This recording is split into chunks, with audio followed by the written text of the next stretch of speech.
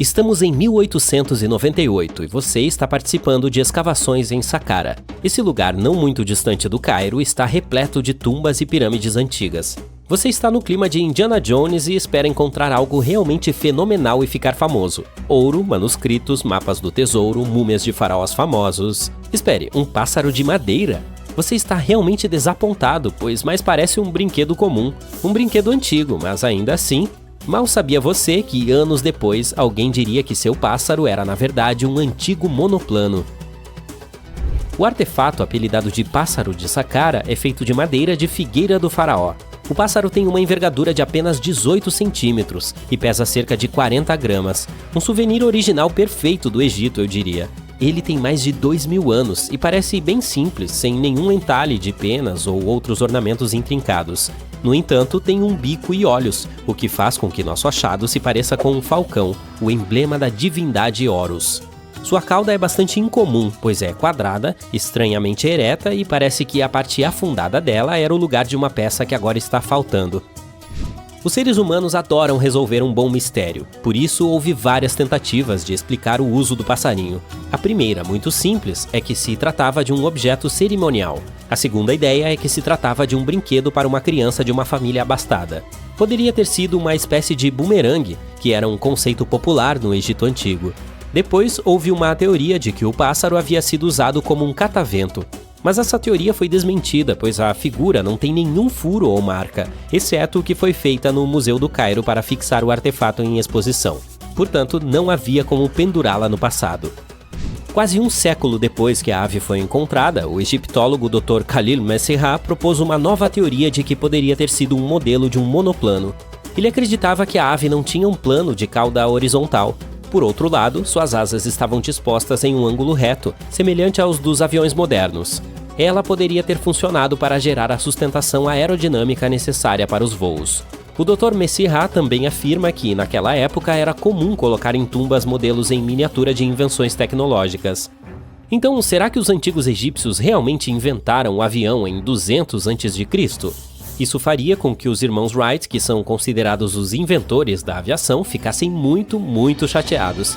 Eles fizeram um de seus primeiros voos somente em 1903. Só há uma maneira de saber com certeza, e é testando o modelo.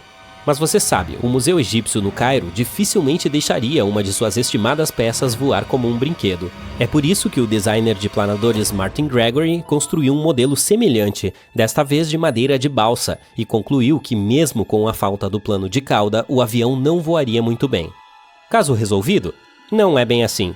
Isso não pareceu convincente o suficiente para o History Channel. Então eles convidaram Simon Sanderson, um especialista em aerodinâmica, para construir outra réplica do pássaro. Ele o testou em condições climáticas semelhantes às do Egito e ficou impressionado com as habilidades do pequeno avião. Portanto, se de fato foi inventado o protótipo de um avião na época dos faraós, esse seria um bom exemplo de um Woopard, que é, na verdade, um artefato fora do lugar, um objeto que está muito à frente de seu tempo em termos de tecnologia ou história. E o Pássaro de Saqqara não é o único exemplo desse conceito revolucionário. Em 1901, um grupo de mergulhadores recuperou o mecanismo de Anticítera de um naufrágio perto da ilha grega de Anticítera. Ele foi apelidado de o primeiro computador analógico do mundo e atualmente é datado de cerca de 100 a.C. O mecanismo de bronze podia informar as posições do Sol, da Lua, dos planetas e das estrelas, bem como a fase lunar, as datas dos próximos eclipses solares e até mesmo a velocidade com que a Lua se move no céu. Ninguém sabe ao certo quem o usou e como ou onde ele foi feito, mas é óbvio que ele é extremamente preciso e muito avançado para a sua época.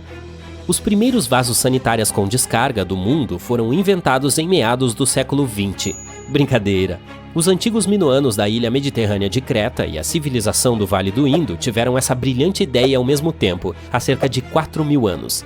O encanamento e o saneamento eram tão bem feitos que ninguém conseguiu projetar algo melhor até 2.000 anos depois. Um antigo banheiro minoano foi descoberto no Palácio de Knossos. Parece que tinha um assento de madeira colocado sobre um túnel que direcionava a água de um reservatório no telhado para um esgoto subterrâneo. Outras variedades recebiam água de jarros. Somente os super ricos podiam se dar ao luxo de toda essa glória. Portanto, se você quisesse comprar um imóvel naquela época, o vaso sanitário com descarga seria um sinal revelador de que você estava em um bairro rico. As portas automatizadas se tornaram uma invenção legal e aparentemente nova em 1931, mas a tecnologia por trás delas é na verdade muito mais antiga. Pense no século I d.C. O matemático e engenheiro Heron de Alexandria criou um sistema hidráulico para abrir e fechar portas de templos. Para colocá-lo em ação, era necessário acender um fogo para produzir calor. Havia um vaso de bronze sob o fogo, cheio até a metade com água. O inventor conectou o vaso de bronze a recipientes que funcionavam como pesos. Quando o fogo estava aceso, a água se movia para os recipientes. Eles desciam e puxavam as cordas. Não era nada parecido com uma porta de supermercado que se abre na sua frente antes mesmo que você tenha tempo de pensar. A porta de Heron levava horas para abrir e não havia como interromper o processo. É por isso que eles só abriam as portas uma vez por dia, antes de as pessoas entrarem no templo para adicionar um pouco de misticismo ao templo durante as cerimônias. Um tanto assustador. Parece que a primeira bateria foi inventada em Bagdá há cerca de 2000 anos. Um arqueólogo alemão encontrou esse pote de barro oval em 1938. Os cientistas ainda não sabem ao certo para que finalidade ele servia e quem exatamente o inventou. Há uma teoria de que ele era usado para galvanizar objetos com metais preciosos. Quando o enchiam com ácido fraco como o vinagre, a bateria produzia cerca de 1 volt de eletricidade. Outra teoria diz que era um recipiente para pergaminhos sagrados. Você gostaria de comprar lentes de contato projetadas pelo próprio Leonardo da Vinci? Em 1508, ele inventou uma lente de vidro com um funil em um dos lados. Você deveria usá-la e colocar água dentro dela para melhorar sua visão. Soa um pouco desconfortável, não é? Então, cerca de um século depois, o cientista francês René Descartes decidiu aprimorar a ideia e fazer com que a córnea entrasse em contato com as futuras lentes. Lentes de contato, porque elas entram em contato com seus olhos, entendeu? O tubo de vidro cheio de líquido ajudava a melhorar a visão, mas infelizmente era impossível piscar. 2 séculos e meio depois, novas tecnologias na indústria do vidro permitiram que os cientistas projetassem lentes de contato que se encaixavam no olho e até permitiam que o usuário piscasse. Obrigado, pessoal! Ainda assim, essas lentes eram feitas de vidro soprado pesado e não deixavam o olho respirar. Cerca de 50 anos depois, as lentes de contato tornaram-se plásticas, leves, inquebráveis e resistentes a arranhões, mas ainda cobrindo todo o olho. E então, em 1948, um técnico óptico inglês, Kevin Tuohy, acidentalmente lixou uma lente de plástico e descobriu que ela ainda permaneceria no lugar mesmo se cobrisse apenas a córnea. Imagine que você mora em Londres no século XIX e precisa enviar uma mensagem para Nova York. Levaria cerca de 10 dias para chegar lá de navio. Portanto, quando o tempo de entrega passou de dias para horas em 1858, foi uma verdadeira sensação. A primeira mensagem foi enviada pela própria Rainha Vitória. Tudo isso foi possível graças a um cabo telegráfico transatlântico que corria sob o oceano. Infelizmente, a nova invenção durou apenas algumas semanas.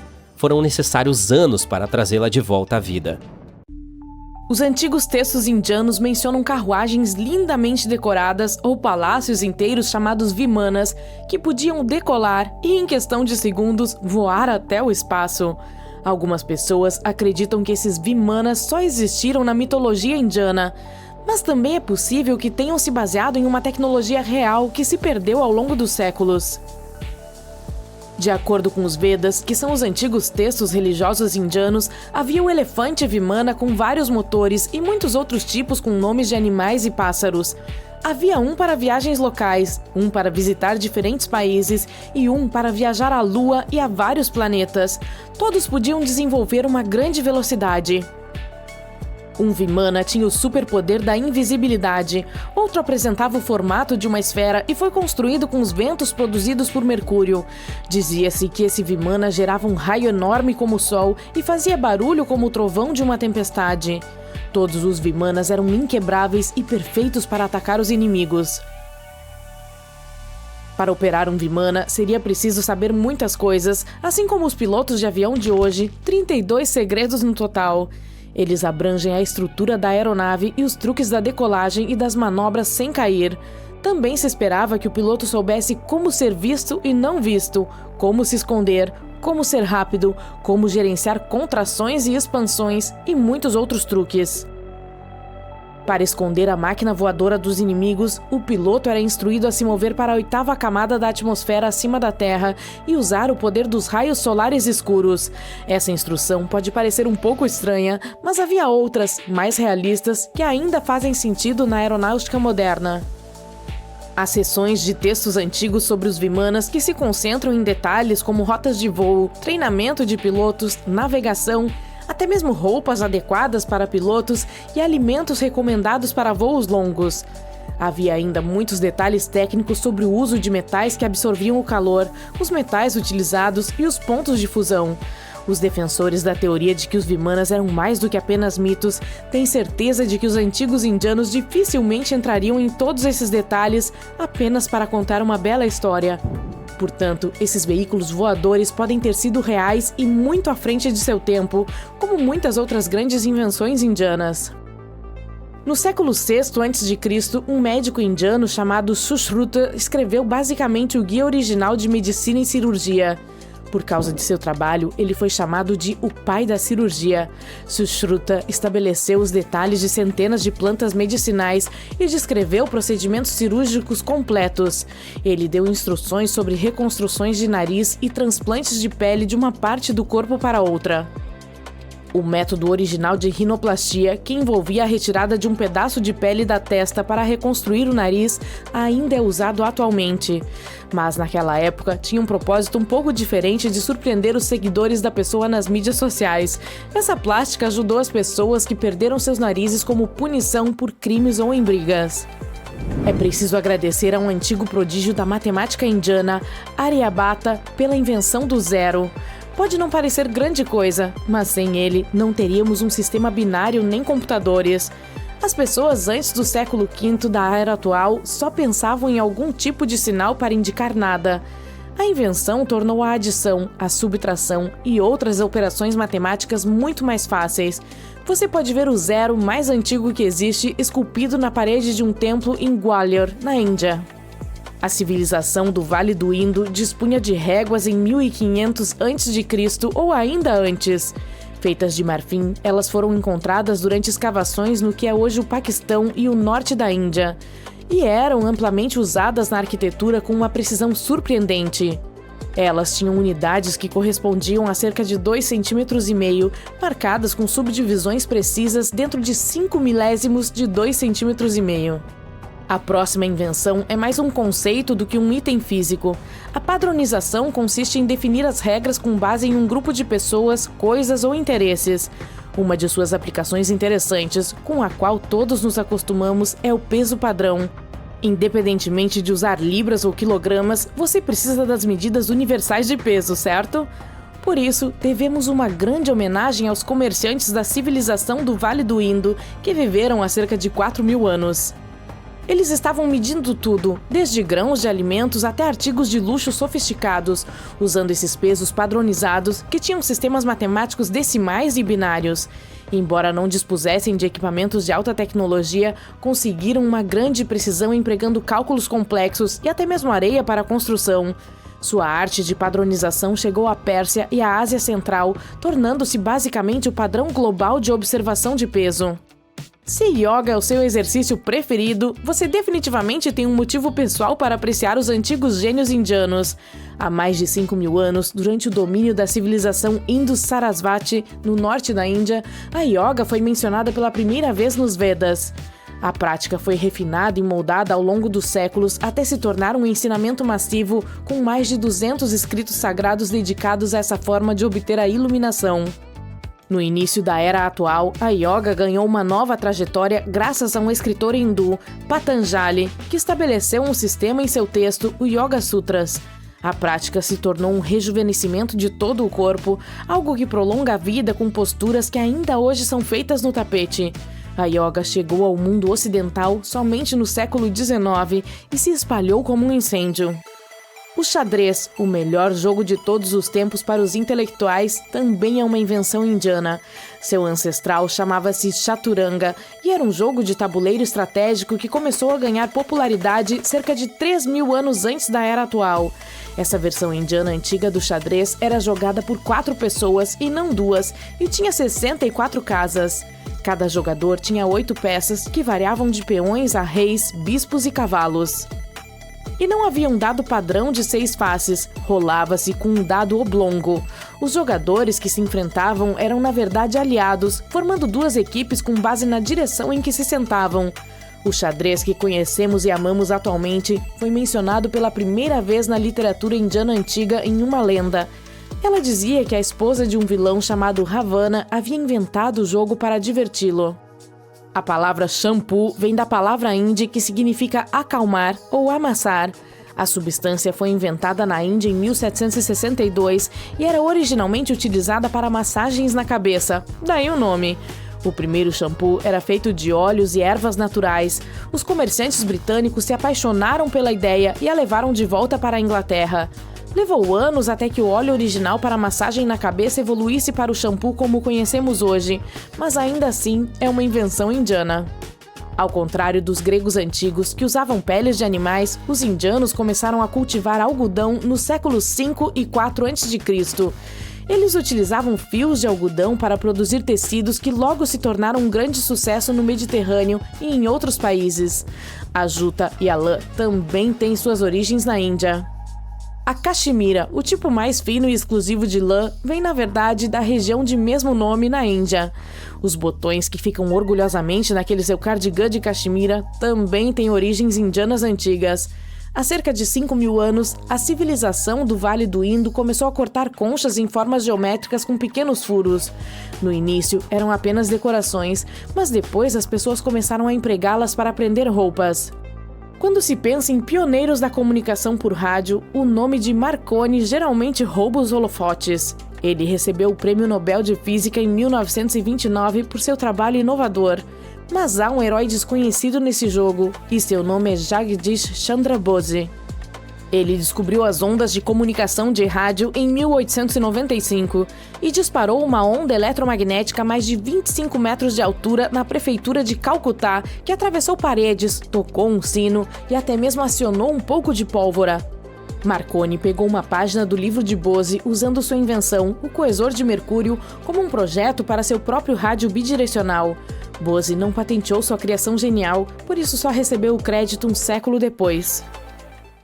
Tartesso, uma misteriosa sociedade altamente desenvolvida que floresceu e, sem qualquer aviso, desapareceu de repente.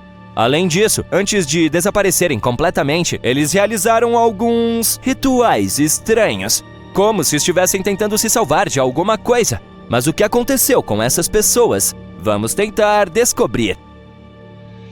Vamos para o sudoeste da Espanha há cerca de 2.500 anos. Antigamente, havia uma bela cidade aqui, um centro comercial chamado Tartesso. Imagine o templo no meio de uma cidade deserta.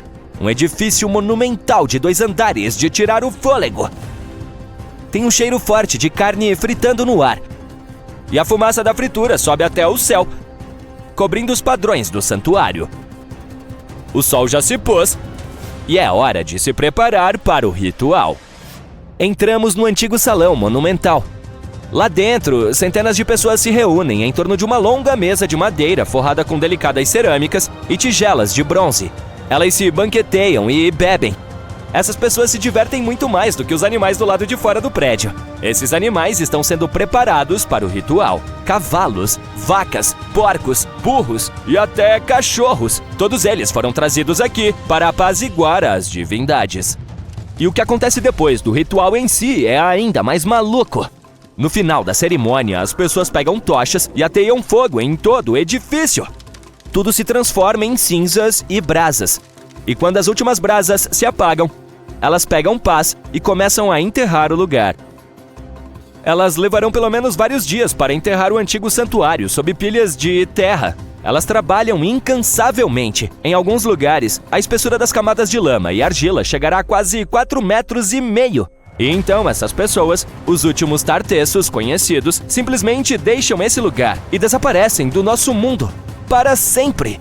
Mas o que acabou de acontecer? Por que eles fizeram tudo isso? Vamos começar do início. Tartesso foi mencionado pela primeira vez em textos gregos e romanos há milhares de anos. Mas durante muito tempo, não tínhamos a menor ideia do que era. Todas as descrições eram contraditórias e confusas. Alguns arqueólogos achavam que Tartesso era um tipo de porto marítimo. Outros achavam que era um rio ou um reservatório de água. Eles até disseram que esse lugar poderia estar ligado à mística Atlântida. Mas como não havia nada que comprovasse isso, a comunidade científica rapidamente rejeitou essa ideia. Mas hoje, sabemos a verdade. Tartesso foi uma civilização antiga. Localizava-se na Península Ibérica, uma das ilhas mais ao sul da Europa. Ela floresceu entre os séculos 9 e 5 a.C. e depois, há cerca de 2.500 anos, desapareceu repentinamente.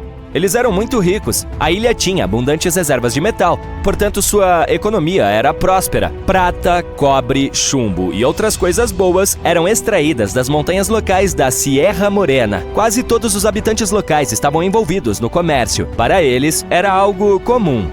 Não é estranho que tenham restado tão poucos registros sobre eles, e não há muitos monumentos de sua cultura que tenham sobrevivido até hoje. No total, em toda a Espanha, os cientistas conseguiram reunir cerca de 20 achados arqueológicos relacionados a Tartesso. 3 deles foram escavados no Vale do Guadiana: Cancho Roano, Casas del Turuñelo e La Mata. Vamos começar com o primeiro. O Cancho Roano foi descoberto em 1978. Essa descoberta foi uma das peças mais importantes do quebra-cabeça, pois é uma das estruturas mais bem preservadas da civilização dos Tartessos. Não apenas as paredes sobreviveram até hoje, mas também o altar, o fosso e até mesmo vários artefatos. Por exemplo, algumas joias e taças de vinho. Era um edifício quadrado cercado por um fosso profundo cheio de água. E para ser sincero, ainda não sabemos sua finalidade exata. Apenas supomos que poderia ser um templo antigo. Alguns rituais eram realizados ali. Por exemplo, eles incendiavam o templo e o cobriam com grossas camadas de areia e argila. Eles até deixavam alguns artefatos caros lá dentro, ferramentas, joias de ouro e assim por diante. Vamos passar para a próxima descoberta. Casas del Turuñelo também é um dos sítios arqueológicos mais bem preservados de todo o Mediterrâneo Ocidental. Só o descobrimos há alguns anos, em 2015, e ele ainda não foi muito bem estudado. Mas já sabemos que esse lugar também é bem estranho. Casas del Turuñelo era um edifício muito rico. Não era apenas um tipo de acampamento temporário. Era um lugar de arquitetura monumental e impressionante. Escadarias enormes, tetos abobadados, materiais luxuosos trazidos de todo o Mediterrâneo e as mais recentes tecnologias de construção. Era para ser um lugar de poder. Talvez até mesmo algo como um palácio. E sim, também se tornou local para os rituais. Não está claro se os habitantes locais pretendiam destruir esse belo lugar desde o início, mas foi aqui que eles realizaram o maior ritual da região, envolvendo mais de 50 animais, incluindo os mais valiosos, cavalos. Esse era seu único meio de transporte. O fato de essas pessoas terem dado seus cavalos pode indicar que elas planejavam ficar aqui por algum tempo. Talvez elas esperassem apaziguar as divindades e se estabelecer nas terras locais. O ritual foi realizado exatamente como pretendiam. E assim como o Cancho Roano, esse lugar também foi incendiado. Quando o ritual terminou, os habitantes locais enterraram o local e foram embora, desaparecendo no interior da Península Ibérica. Agora é um lugar abandonado e tranquilo. Assim como Cancho Roano, Casas del Turuñelo permanece intocado há mais de 2.000 anos. O último achado é La Mata, que foi descoberto muito antes dos outros dois, em 1930. A semelhança entre todos eles era impressionante. La Mata teve o mesmo destino, foi queimado e esquecido por séculos. Tudo isso é muito estranho e misterioso. Parece que os habitantes locais estavam fugindo de alguma coisa. Talvez tenha acontecido algo que os tenha feito começar a construir esses salões de banquetes e organizar rituais em grande escala. Eles pensaram que suas divindades haviam se afastado deles e tentaram apaziguá-las, mas infelizmente não funcionou. Como resultado, eles foram forçados a deixar seus templos e logo desapareceram para sempre. E a propósito, por que eles desapareceram? Bem, este é outro mistério dessa civilização. Uma das perguntas mais importantes é: eles sabiam que iriam desaparecer ou foi algo inesperado? Eles sofreram algum tipo de catástrofe repentina da qual estavam tentando escapar? Ou foi outra coisa? Os cientistas têm várias teorias sobre isso.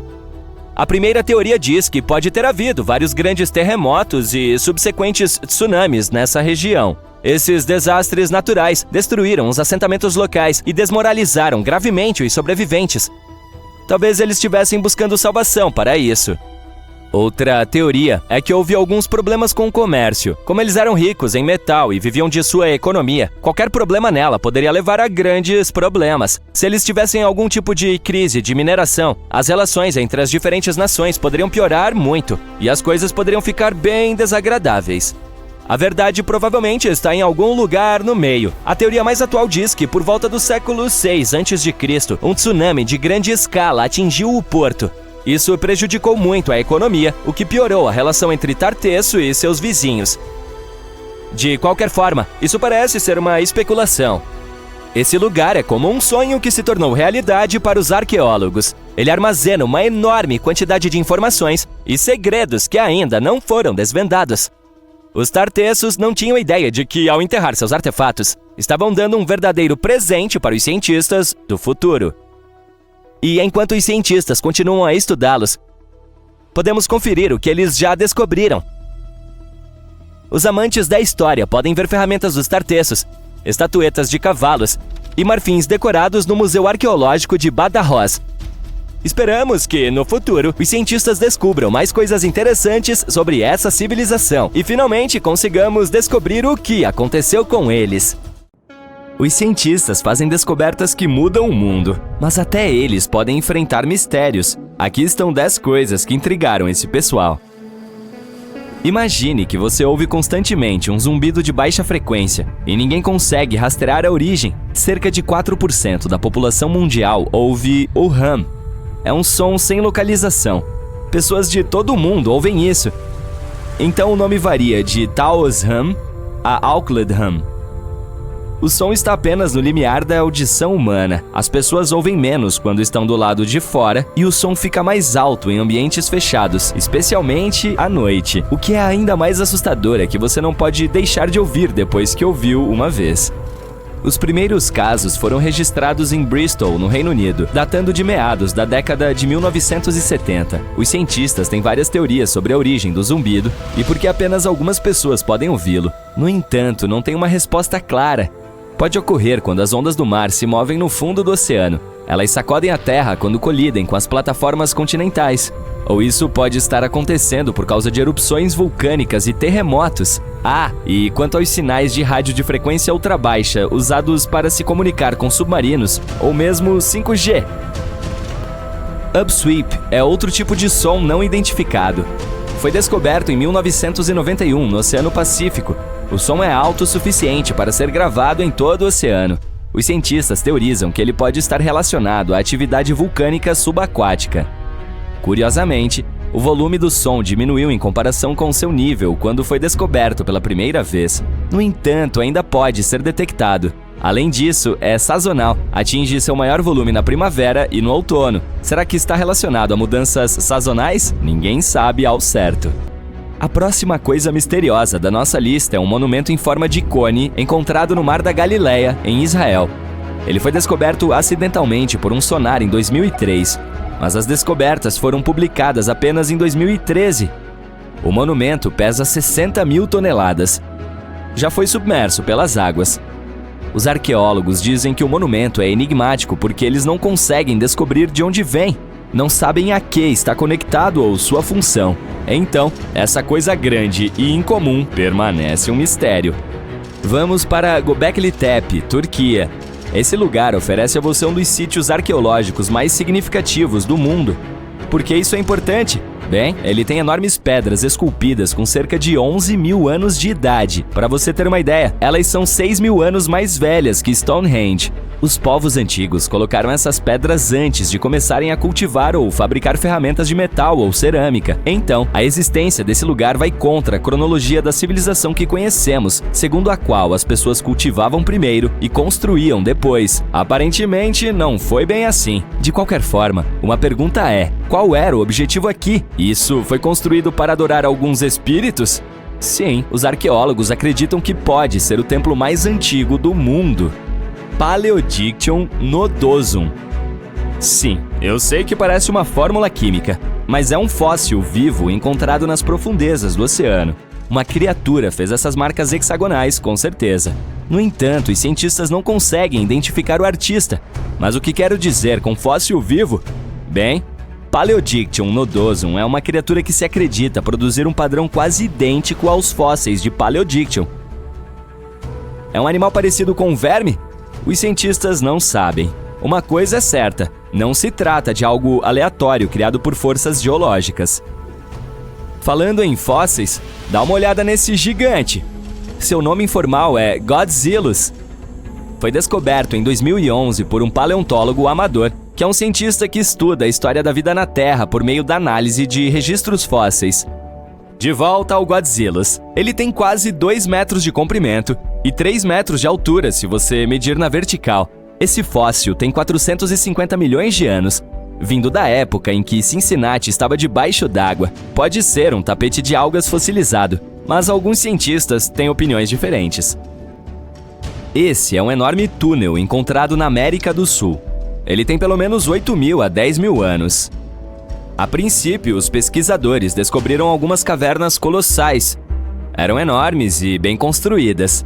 Os geólogos ficaram surpresos, dizendo que nunca tinham visto tais estruturas. Não há processo geológico conhecido para explicar sua formação. Os pesquisadores sabem sobre as cavernas desde a década de 1930, mas naquela época eles acreditavam que esses túneis eram apenas algum tipo de construção arqueológica. Até que descobriram enormes marcas de garras nas paredes e no teto. Eles argumentaram que algumas espécies extintas poderiam ter deixado essas marcas. Muitos geólogos acreditam ter encontrado tocas de preguiças gigantes e tatus. A estrutura é a maior toca conhecida da era paleolítica na Amazônia. No entanto, os especialistas têm muitas perguntas. Como uma estrutura de aparência tão deliberada pode se formar naturalmente? Um pesquisador descobriu outra caverna estranha a centenas de quilômetros do enorme túnel. Uma observação rápida: já existem mais de 1.500 cavernas da era paleolítica encontradas no Brasil. O que é ainda mais interessante é que algumas delas estão conectadas a túneis, que às vezes levam a câmaras. Vou continuar com um fenômeno natural. E se eu te dissesse que todos os anos, principalmente em outubro, aparecem bolas de fogo no rio Mekong, na Tailândia? De acordo com as lendas, as bolas de fogo Naga são chamadas para que Buda retorne à Terra. E as serpentes do rio fazem essas chamadas. Bem, é um mito, mas o que a ciência diz sobre isso? Será que está relacionado a um gás inflamável? Ainda não há respostas claras. Essas bolas de fogo parecem subir da água. Podem ir tão alto quanto a quase 300 metros. São como fogos de artifício, desaparecendo rapidamente. Normalmente brilham com uma cor avermelhada ou laranja. Vou mencionar algumas lendas também. Por que não? São emocionantes. E seria uma pena não incluir aquela sobre a cidade perdida de Atlântida. Como você deve saber, a lenda diz que Atlântida submergiu no oceano há cerca de 11 mil anos. Desde então, não apenas cientistas, mas também caçadores de tesouros e filósofos têm procurado o mundo perdido. Poderia a Bimini Road ser um rastro? Em 1968, um mergulhador encontrou pedras estranhas na costa da ilha North Bimini, nas Bahamas. As pedras parecem feitas pelo homem. É como se estivessem espaçadas uniformemente e dispostas em uma fileira ordenada. Isso confundiu os cientistas, mas não por muito tempo. A análise de datação por carbono dos blocos revelou que as forças geológicas criaram a estrada naturalmente. Não havia marcas de ferramentas ou sinais indicando que os blocos haviam sido empilhados ou algo assim. A pesquisa continua, mas sim, os cientistas geralmente acreditam que os blocos foram criados pela erosão. Bem, acho que a hora da Atlântida ainda não chegou. Imagine isso. Você está andando na praia, e vê dezenas de polvos passando. Em 2017, um grupo de pessoas no país de Gales testemunhou exatamente isso. Por que essas criaturas saíram do oceano? Ninguém sabe a resposta. O grupo relatou ter visto de 20 a 30 polvos rastejando na areia. As pessoas procuraram alguns sinais de ferimentos, mas não encontraram nada. Elas disseram que haviam levado os animais de volta ao oceano. Curiosamente, essas criaturas continuaram rastejando para a costa quando as pessoas estavam dormindo. Especialistas dizem que, sem fazer um exame físico, é difícil ter certeza do motivo que levou os animais para a praia. Eles ainda estão especulando sobre o motivo dessa ocorrência incomum e rara. Pode ser superlotação? Outro estudo aponta que, quanto mais os pescadores caçam animais de grande porte que se alimentam de polvos, mais a população de polvos cresce. Talvez seja por isso que essas criaturas precisam ir mais longe para encontrar comida ou abrigo. Mas sem pesquisa adequada, existem apenas teorias. Há muito que ainda não sabemos sobre o espaço também. Então aqui está um fato bônus sobre a nossa fonte de vida amarela. Cientistas descobriram um novo tipo de onda dentro do Sol. Essas ondas se movem na direção oposta à rotação do Sol. Além disso, se movem super rápido, tão rápido que está além da nossa compreensão. Os pesquisadores têm diferentes teorias sobre a função das ondas. Se eles descobrirem seu papel, isso poderá fornecer informações adicionais sobre os processos que ocorrem dentro do Sol.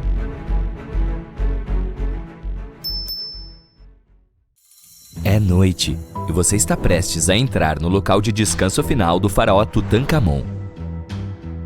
Não tem uma tocha, mas pelo menos levou uma lanterna.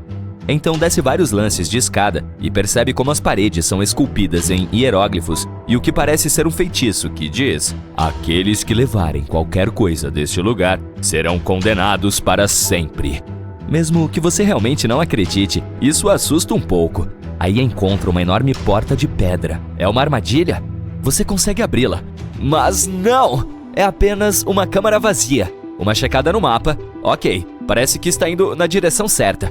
Depois do que parecem horas, percebe que deve estar preso dentro de um labirinto.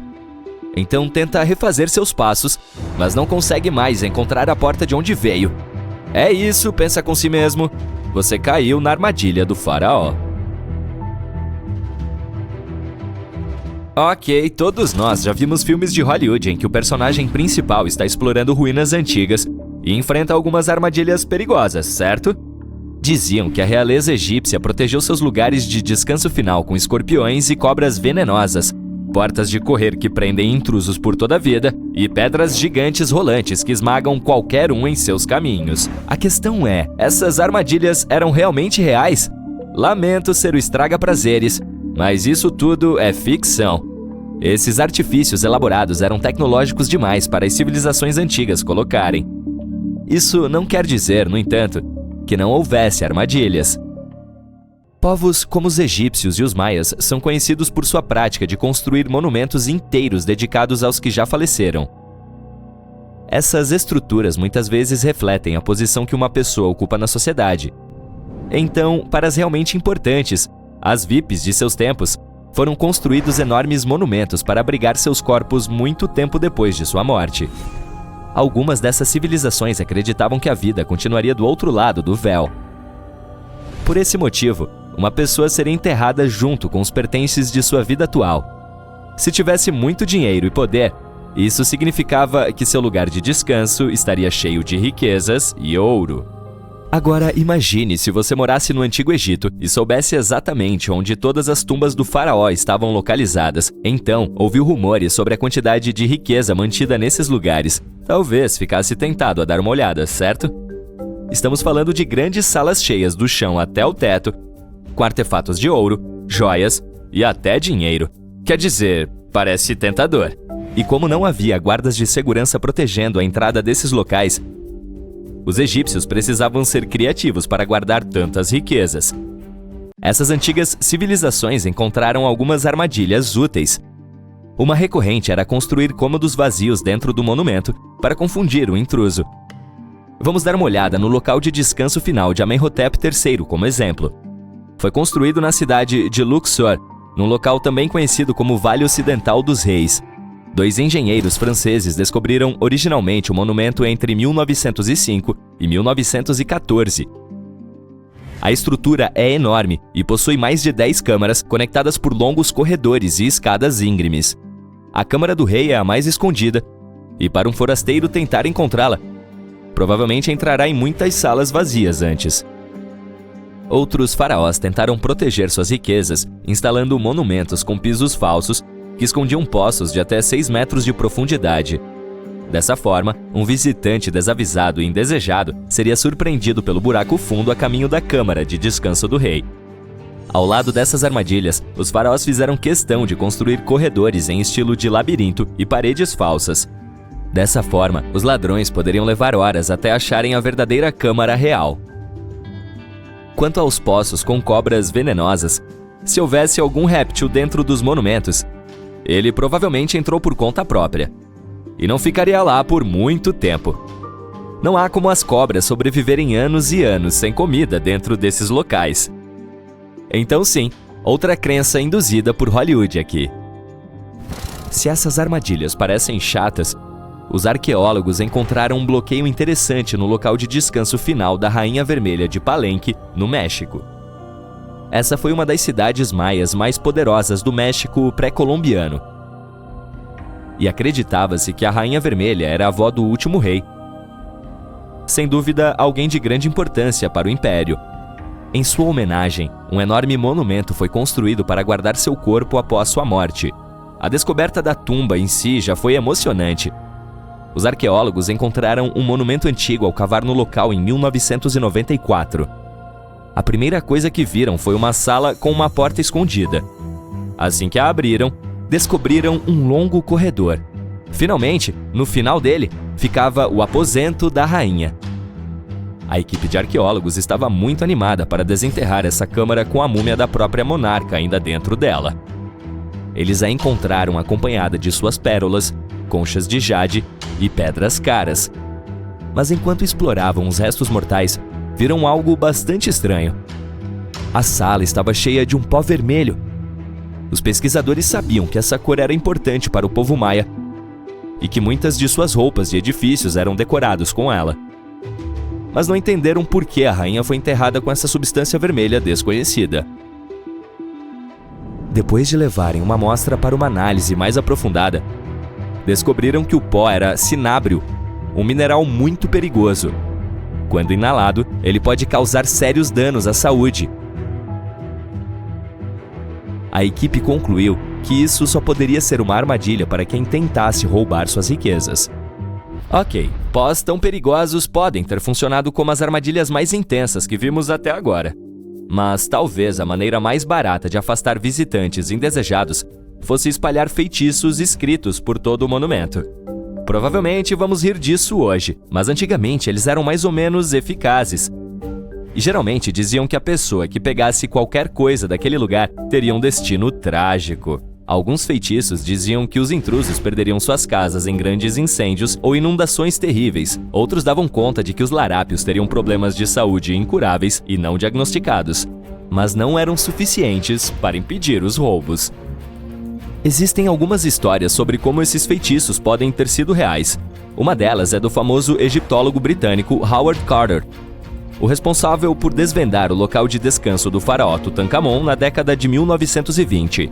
Após meses de escavações mal sucedidas, Carter descobriu a existência da tumba por acaso. Encontrou a entrada de uma escada logo abaixo do solo onde esteve procurando durante todos aqueles meses. Com a ajuda de uma equipe, ele limpou as pilhas de areia que bloqueavam as escadas e descobriu uma porta. Nela havia vários símbolos reais esculpidos e Carter sabia que aquilo só poderia significar que uma pessoa muito importante havia sido enterrada ali. E ele estava certo. Com um cinzel, fez um buraco no canto superior esquerdo da porta e iluminou sua visão com a ajuda de uma vela. O cara não podia acreditar no que estava vendo. O reflexo de vários itens de ouro e joias amontoando-se na câmara diante dele. Carter acabara de descobrir o local de descanso final de Tutankhamon, perdido por 3.000 anos. Mas a história não terminou aqui. A descoberta foi acompanhada por uma série de eventos infelizes que levaram as pessoas a acreditar que havia algo a ver com o feitiço do faraó. O próprio Carter morreu misteriosamente apenas poucos anos depois. E alguns de seus assistentes perderam suas casas nas enchentes, assim como um dos feitiços ameaçava. Há quem diga que é apenas coincidência, pois não há nenhuma prova real de que essas coisas estejam conectadas. Bem, o que você acha? Afinal, essa foi uma armadilha eficaz? Todo mundo adora um ponto turístico. O Coliseu, a antiga cidade de Machu Picchu, as pirâmides de Gizé. Mas você já se perguntou como era a aparência deles logo após terem sido construídos? Ou mesmo no tamanho em que eles estavam cobertos de plantas e esquecidos pela humanidade? Aperte o cinto, porque estamos indo em uma aventura de viagem no tempo para os principais sítios arqueológicos do mundo. Nossa viagem começa na América do Sul, nas profundezas das montanhas peruanas. Confira a cidade de Machu Picchu. Machu Picchu é um monumento à engenhosidade e ao poder da civilização Inca. No seu auge, a civilização Inca se estendia por 4.000 quilômetros ao longo da costa da América do Sul, desde o atual Equador até o Chile. E Machu Picchu estava localizada no coração e no centro de tudo isso. O local histórico foi construído a cerca de 2.100 metros acima do nível do mar, mais ou menos por volta de 1450 a.C. A cidade fechada consistia em cerca de 150 edifícios feitos de pedra. Os incas conseguiram construir templos, casas e até mesmo um complexo sistema de aquedutos para irrigar toda a cidade. E sim, eles fizeram tudo isso sem a ajuda de rodas ou qualquer instrumento feito de ferro. O modelo de habitação é um pouco semelhante às casas de pedra que vemos hoje em dia, com a diferença de que os incas não usaram cimento para colar os blocos de pedra. No entanto, eles se encaixam perfeitamente um em cima do outro. Além disso, os incas devem ter desenvolvido uma tecnologia anti-terremoto rudimentar, mas eficaz, já que, no caso de um terremoto, as rochas tremeriam sem sair do lugar. Se Machu Picchu fosse construída hoje, a obra custaria mais de 70 milhões de dólares. A função do local ainda é um mistério para muitos historiadores. Teorias sugerem que poderia ter sido construído como um local para cerimônias, uma base de segurança para o povo inca ou até mesmo um retiro para a realeza. O que sabemos de fato é que no século XVI, 100 anos após a construção de Machu Picchu, sua população a abandonou e raízes de árvores tomaram conta da maior parte do local e o mantiveram escondido da humanidade por mais de 4 séculos. Foi apenas no século XX que o mundo foi reintroduzido a Machu Picchu, quando um fazendeiro peruano, Melchor Arteaga, levou o professor da Universidade de Yale, Hiram Bingham III, para visitar o local. Desde então, Bingham e muitos outros exploradores dedicaram suas vidas e pesquisas ao estudo da maravilha arqueológica de Machu Picchu. Agora, vamos à próxima parada do nosso veículo de viagem no tempo, a cidade de Pompeia, na Itália. Pompeia fez parte do nosso imaginário coletivo por muitos anos. A erupção do vulcão do Monte Vesúvio em 79 d.C. e a consequente destruição de uma cidade inteira é algo que espero que não aconteça novamente. Mas aposto que você está se perguntando como era Pompeia no seu último dia. Demorou 18 horas para que as ruas, mercados, casas e fóruns de lá fossem enterrados sob milhões de toneladas de cinzas vulcânicas. Graças a alguns cientistas inteligentes, descobrimos que a lava e as cinzas que cobriam Pompeia em seu derradeiro dia realmente ajudaram a congelar a cidade no tempo. Diferentemente do gelo, a nuvem de cinzas não preservou a cidade intacta, mas à medida que os itens se desintegraram ao longo de 2.000 anos, deixaram vazios sob a terra. Os arqueólogos descobriram que, se preenchessem esses vazios com gesso, a forma da cidade enterrada logo se revelaria. E foi exatamente isso que aconteceu. Claro, não era nada como a movimentada cidade de 12.000 habitantes que existia muitos anos antes da fatídica erupção. Pompeia era um município vibrante e rico. As ruínas do local revelaram que muitas de suas áreas ostentavam casas impressionantes, algumas com varandas, o que era um sinal de grande riqueza na época. E acredite ou não, até mesmo algumas obras de arte sobreviveram à erupção. Os arqueólogos encontraram afrescos e murais com criaturas mitológicas bem preservados, todos indicando que membros da alta sociedade viviam lá. Ruínas mostram que a cidade até tinha banhos termais feitos com materiais luxuosos. E aparentemente o povo de Pompeia tinha dentes incríveis. Sim, os arqueólogos conseguiram analisar até mesmo esse pequeno nível de detalhe a partir dos moldes de gesso que recuperaram do subsolo. Ainda no território italiano, encontramos uma das maiores atrações turísticas do mundo, o Coliseu de Roma. Foi construído como um anfiteatro durante o reinado do imperador Vespasiano, por volta de 70 d.C. Foi apenas em 80 d.C. que o filho de Vespasiano, o imperador Tito, inaugurou o Coliseu. O monumento era algo incrível, com paredes de 48 metros de altura, mais de 80 entradas e capacidade para acomodar 87 mil pessoas. Todas as classes e grupos sociais eram bem-vindos no anfiteatro, e isso explica em parte por que ele foi tão popular por tantos séculos. Durante o declínio do Império Romano, por volta do século VI d.C., o Coliseu começou a ser negligenciado e abandonado. O monumento foi saqueado e algumas de suas colunas e pedras foram usadas para construir infraestrutura em outros lugares. Apenas 1/3 do Coliseu original ainda está de pé, e se é grande agora, imagine o que era na época. A Grécia foi o lar de um dos maiores impérios do mundo. No auge deste império, literal e historicamente falando, há mais ou menos 2.400 anos, os gregos construíram uma cidadela conhecida como Acrópole. A Acrópole, composta por edifícios históricos, é considerada um dos maiores marcos da civilização ocidental até o momento. Os turistas que visitam a capital Atenas hoje podem se deparar com pilares amarelados e quebrados do Partenon no alto de uma das colinas da cidade. Mas quando foi construído entre 447 e 432 a.C., o imponente e majestoso Partenon era puramente branco, já que todo o monumento foi construído com mármore branco brilhante. As estátuas internas eram feitas de ouro. O Partenon é um templo de 2.130 metros quadrados, sustentado por 69 colunas de mármore. Os maiores blocos de mármore são enormes, pesando cerca de 10 toneladas cada. E o fato mais surpreendente é que a mármore não veio de Atenas, mas de um local próximo que ficava a 17 quilômetros de Acrópole, conhecido como Monte Pentélico.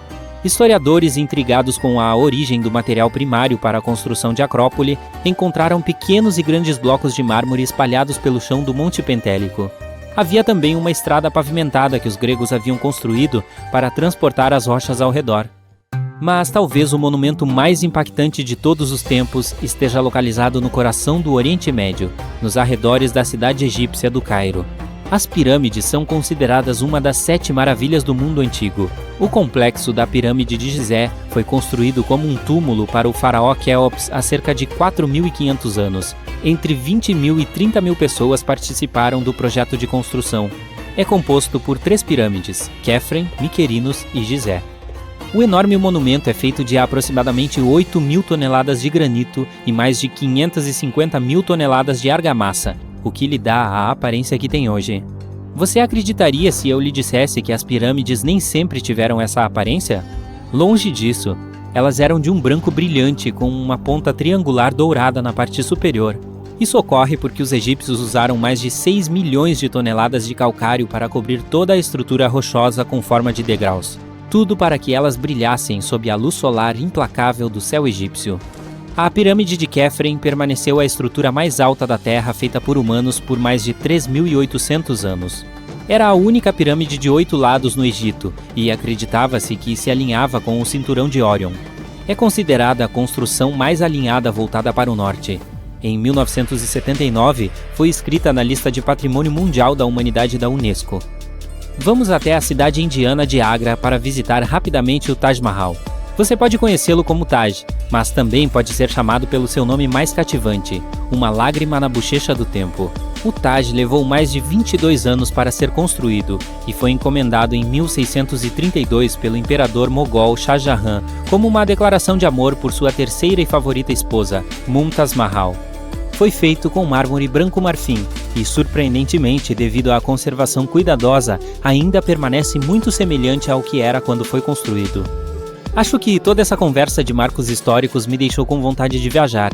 E você? Conte-nos nos comentários abaixo se você já visitou alguns desses locais ou quais marcos interessantes você acrescentaria a este vídeo. Os mistérios sem resposta que cercam as civilizações antigas são fonte de inspiração para muitos teóricos da conspiração. Na verdade, alguns desses mistérios são tão interessantes que muitos de nós até acreditam neles ou gostariam de acreditar. Uma coisa é certa, porém, nenhuma dessas milhares de teorias da conspiração jamais foi... qual é a palavra? Ah, sim, censurada. Ou será que foi?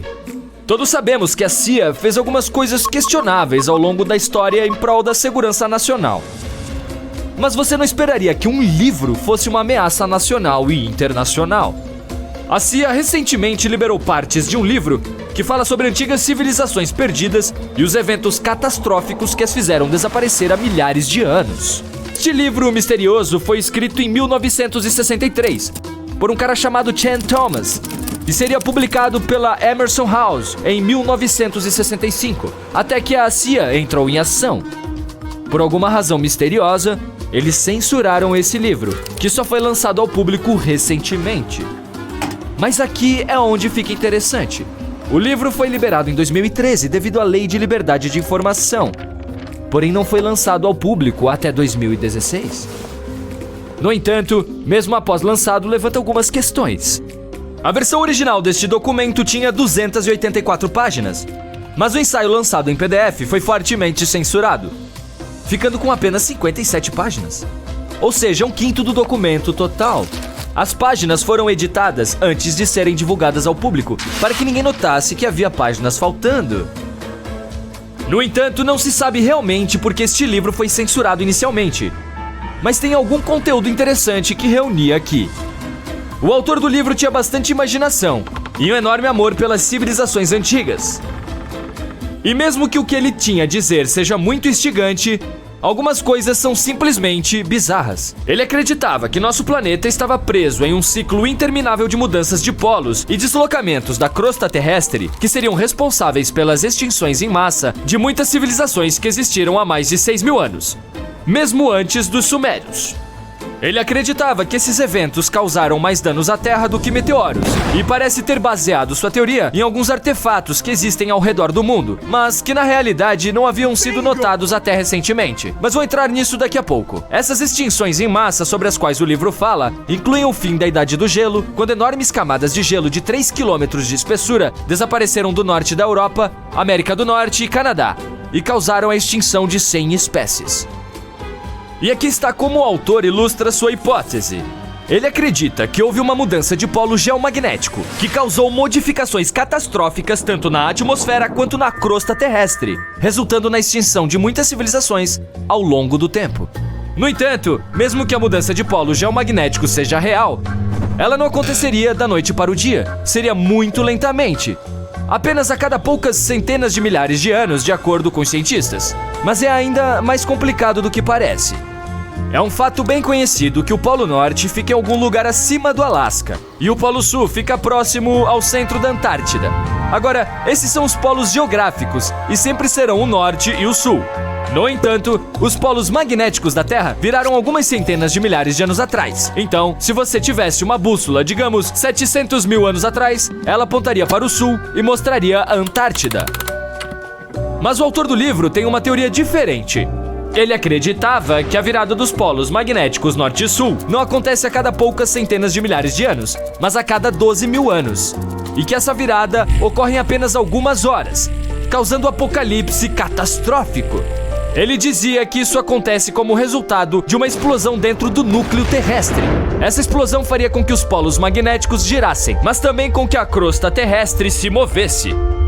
De acordo com o livro, devido a esses eventos catastróficos, muitos dos continentes da Terra que ficaram submersos subiram acima do nível do mar em apenas algumas horas.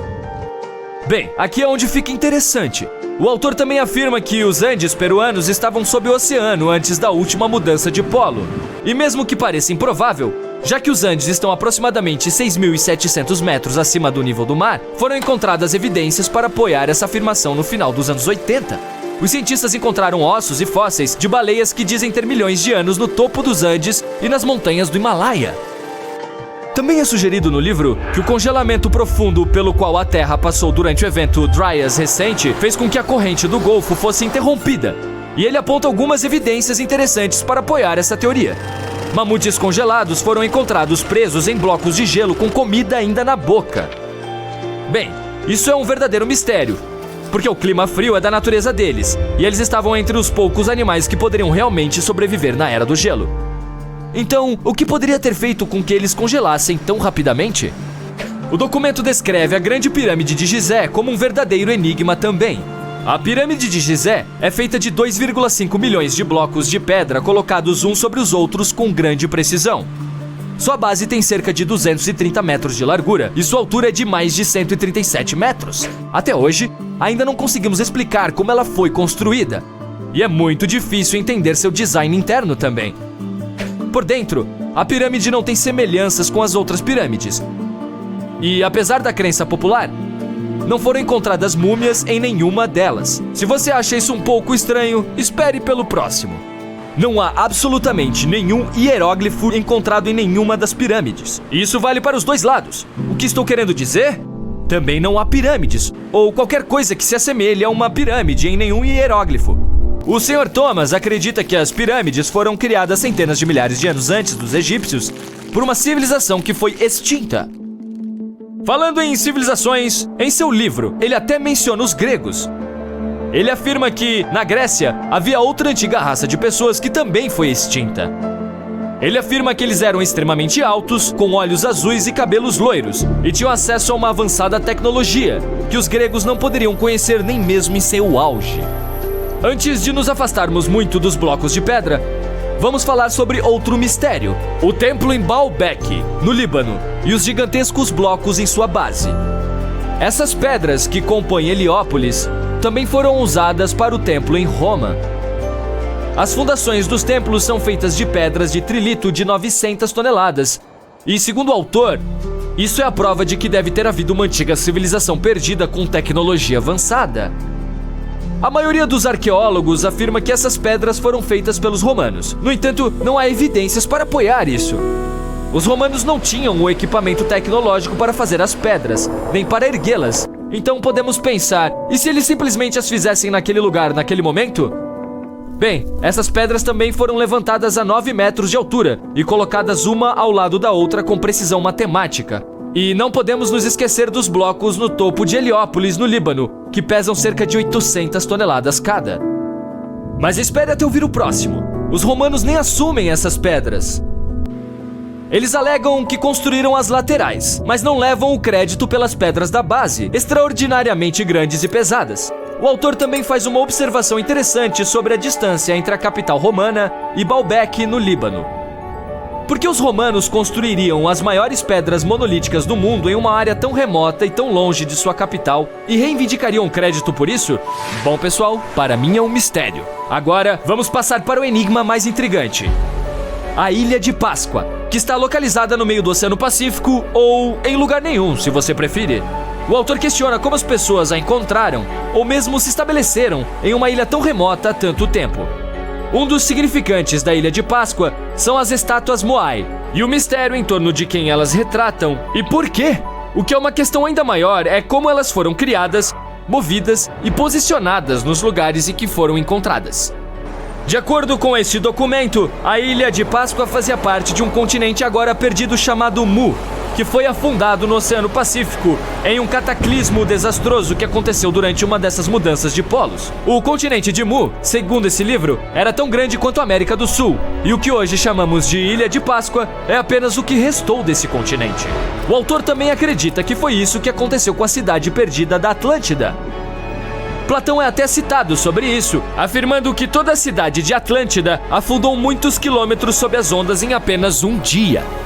Embora toda essa história pareça muito intrigante e tenha alguns pontos interessantes, sabemos que, cientificamente falando, não é possível uma mudança cataclísmica de polos causando a extinção de civilizações inteiras.